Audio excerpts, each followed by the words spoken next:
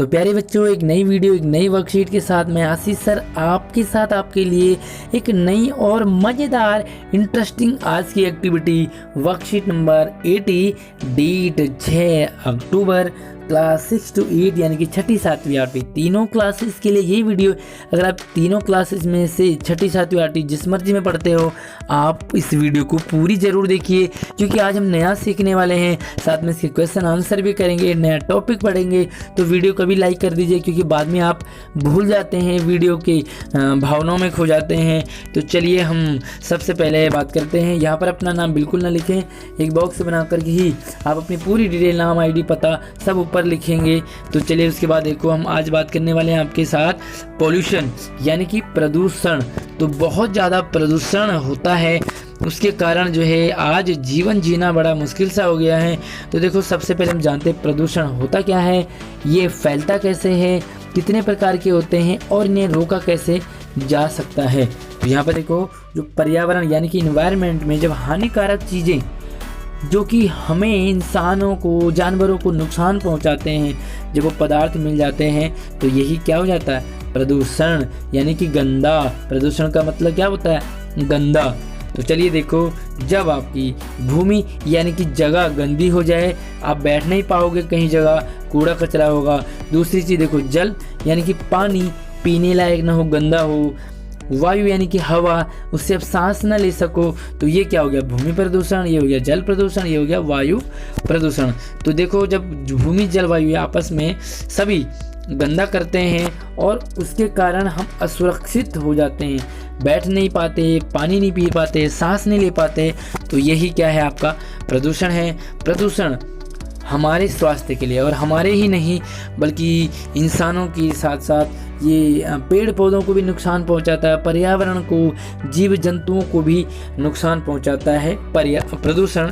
तो प्रदूषण आपको बिल्कुल नहीं करना चाहिए। मानव यानी कि इंसान अपनी गतिविधियां, अपने स्वार्थ के लिए, अपनी ज़रूरतों को पूरा करने के लिए गतिविधियां, अनेक एक्टिविटी करता है, जिसके कारण पर्यावरण को गंदा कर देता है। साथ में देखो, एग्जाम्पल के लिए आप जान सकते हैं कि लोगों की गाड़ियाँ, वाहन यानी कि बाइक हो गई, कार हो गई। साथ में देखो, कारखाने दिल्ली में बहुत ज़्यादा हैं। तो दिल्ली में कौन सी जगह सबसे ज़्यादा कारखाने हैं, मुझे कमेंट बॉक्स में बताएंगे। तो यहाँ पे देखो, कारखानों और गाड़ियों से निकलने वाला धुआं वायु प्रदूषण होता है। तो चलिए हम बात करते हैं प्रदूषण आखिर कितने प्रकार के होते हैं। तो यहाँ पे देखो, थोड़ा सा अच्छे से समझेंगे आप। प्रदूषण, ये अगर ये पानी में मिल जाए, पानी गंदा हो जाए, तो देखो जल प्रदूषण। ध्वनि यानी कि अगर बहुत ज़्यादा शोर शराबा हो, DJ का, हॉर्न का वगैरह वगैरह, तो क्या है, ध्वनि प्रदूषण। वायु यानी कि हवा में मिल जाए, गंदी जहरीली गैस मिल जाए, तो क्या, वायु प्रदूषण। इसी तरह से भूमि प्रदूषण, जब लोग यहाँ वहाँ कचरा फैला देते हैं, कूड़ा फैला देते हैं, तो ये क्या हो गया, भूमि प्रदूषण। यानी कि जल गंदा, जल प्रदूषण। हवा गंदी, वायु प्रदूषण। धरती गंदी, तो भूमि प्रदूषण। और ध्वनि यानी कि बहुत ज़्यादा शोर शराबा हो, तो ध्वनि प्रदूषण होता है। तो चलिए, पहला सवाल आपके लिए, ये 4 पिक्चर आपके लिए बना रखे हैं। इन चारों पिक्चरों को आपने क्या करना है, पहचान करनी है कि इनमें क्या हो रहा है। तो पहली बात तो ये कि हम चारों पिक्चर को आप अपनी वर्कशीट में, कॉपी में बनाएंगे। उसके बाद लिखो, सबसे पहली जो आप देख लो ये। तो यहाँ पर आप देख सकते हैं कि ये गाड़ियाँ चल रही हैं, बगल में कारखाने हैं, यहाँ से क्या निकल रहा है, ये धुआं निकल रहा है। तो धुआं क्या, हवा को गंदी करती है। तो यहाँ पे आप क्या लिखोगे, वायु प्रदूषण। ठीक है। दूसरा आप देखो, ये इंसान है, आदमी है, और यहाँ पर देखो ट्रेन चल रही है, और जब ट्रेन चलती है तो बहुत ज़्यादा आवाज़ आती है, हॉर्न देख सकते हैं आप। तो यहाँ पे देखो, जहाज़ भी, जब एरोप्लेन भी चलता है तो बड़ी आवाज़ आती है। तो ये क्या, आपका ध्वनि यानी कि आवाज़, तो ध्वनि प्रदूषण। अगली पिक्चर है तीसरी, ये देखो, ये नदी है, और नदी में यहाँ पर देखो कारखाने का गंदा कचरा पूरा डाल दिया, और पूरी नदी क्या होगी, गंदी हो गई। बोतल वगैरह डाल देते हैं, पन्नियाँ डाल देते हैं, तो ये क्या है, आपका जल प्रदूषण। यहाँ पे लिखोगे जल। और अगली पिक्चर देखो, ये ट्रक आया और इसने पूरा कचरा जो है यहाँ डाल दिया, तो ये पूरी जगह जो है गंदी हो गई है, अब यहाँ हम बैठ नहीं सकते। तो ये क्या हो गया, आपका भूमि प्रदूषण। तो ये पहली जो एक्टिविटी है, पहला सवाल।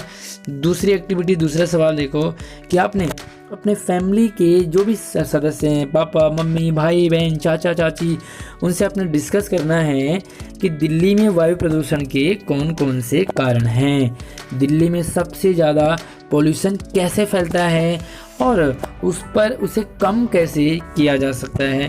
तो बस यहाँ पर आपने दूसरी एक्टिविटी में यही करनी है। चलिए मैं आपको बताता हूँ कि दूसरे सवाल में आप क्या करोगे। तो बस यहाँ पर आप देख सकते हैं कि ये है आपका किन किन कारणों से दिल्ली में वायु प्रदूषण होता है और ये आपके लिए उपाय रखे हैं। ये आप यहाँ से लिख सकते हैं इसे, लेकिन अब इसके अलावा भी आप अपने घर वालों में डिस्कस करेंगे और एक दो पॉइंट अपनी तरफ से जोड़ेंगे। यहाँ पर देख सकते हैं कि राजधानी में जो निर्माण कार्य यानी कि घर बनते हैं, बहुत सारी चीज़ें बन रही होती है, तो उनके कारण क्या हो गया, जो धुआं है, धूल है, उससे पोल्यूशन होता है दिल्ली में। साथ में डीजल से चलने वाली गाड़ियां हैं, उनसे पोल्यूशन होता है। कोयला लोग बहुत जलाते हैं। साथ में देखो कारखानों से निकलने वाला धुआं भी पोल्यूशन करता है। फ्रिज और एसी, तो फ्रिज और एसी से भी पोल्यूशन होता है, यानी कि फ्रिज और एसी जो घर घर आप आजकल चलते हैं, आप एसी और फ्रिज के बगल में नहीं बैठ सकते क्योंकि यहाँ पर गैस निकलती है और वो खतरनाक होती है। साथ में देखो लोग शादी ब्याह पार्टी में, दिवाली में और पता नहीं कब कब जो है लोग पटाखे जलाते हैं, तो इनसे भी क्या होता है, पोल्यूशन होता है। आप देखते हैं कि दिवाली के 2-4 दिन, एक हफ्ते तक तो सांस लेना मुश्किल हो जाता है, केमिकल रिएक्शन होता है। पंजाब में लोग, हरियाणा में क्या पराली जला देते हैं, तो ये भी क्या जानलेवा होती है। तो उपाय देखो, दिल्ली में जो कंस्ट्रक्शन है यानी कि नई नई बिल्डिंग्स बन रही होती है, वो और कूड़ा जलाना, इन पर बैन लग जाना चाहिए। दूसरी चीज़, निजी वाहन, यानी कि लोगों के पास, एक इंसान के पास 2-2 4-4 गाड़ियाँ होती हैं, तो इस पर बैन लगना चाहिए और लगाम लगनी चाहिए गाड़ी चलाने पर भी, कि वो जो है किस तरह की गाड़ी चलाएं। साथ में आप देखते हो रोड में चलते चलते लोग धुआं बहुत छोड़ते हैं गाड़ियों में, तो ऐसे वाहनों पर पूरी तरह से बैन लगना चाहिए। सार्वजनिक वाहन यानी कि सरकारी गाड़ी, जैसे कि दिल्ली में डीटीसी का आप ज़्यादा प्रयोग करें, मेट्रो का ज़्यादा प्रयोग करें, तो यहाँ पर पॉल्यूशन कम होगा। और हर महीने ऑड इवन, यानी कि कुछ दिन ऑड नंबर की गाड़ियाँ, कुछ दिन इवन नंबर की, तो ये इस तरीके से रूल बनना चाहिए। और भी इसके अलावा आपको कुछ और लगता हो सुझाव तो हमें कमेंट बॉक्स में बताएंगे, साथ में आप अपने आंसर में भी इसे इंक्लूड करेंगे। तो वीडियो को लाइक कर दीजिए और चैनल को सब्सक्राइब करके अपने दोस्तों को भी ज़रूर शेयर कीजिए। तो मिलते हैं अगली नई वीडियो में, नई वर्कशीट में। तब तक आप अपना ख्याल रखिए। और इस जो ये दूसरा सवाल है, यहाँ पर आप ध्यान दीजिए कि ये जितने मैंने आपको यहाँ पर लिखवाए हैं, इनके अलावा आपने 1-1, 2-2 पॉइंट अपनी तरफ से ज़रूर जोड़ने हैं ताकि आपका आंसर स्मार्ट हो जाए।